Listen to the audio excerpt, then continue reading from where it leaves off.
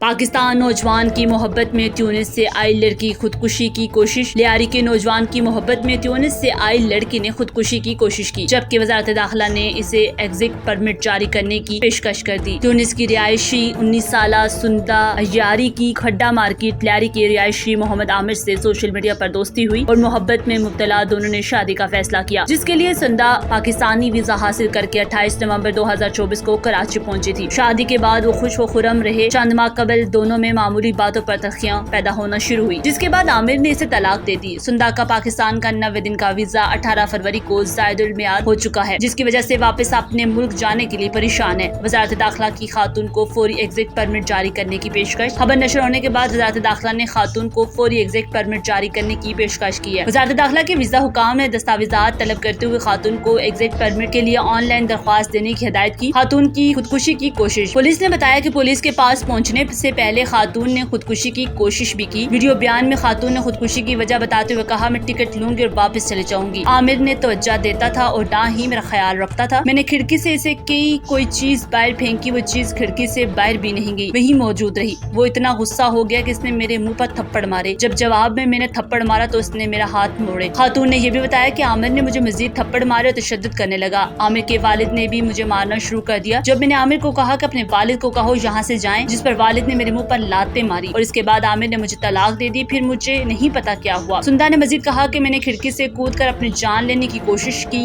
ये भी सब मैंने इसलिए किया क्योंकि मैं अपने हवासों में नहीं थी। आमिर की माँ और सब जमा होकर मुझे ही बुरा भला कह रहे थे।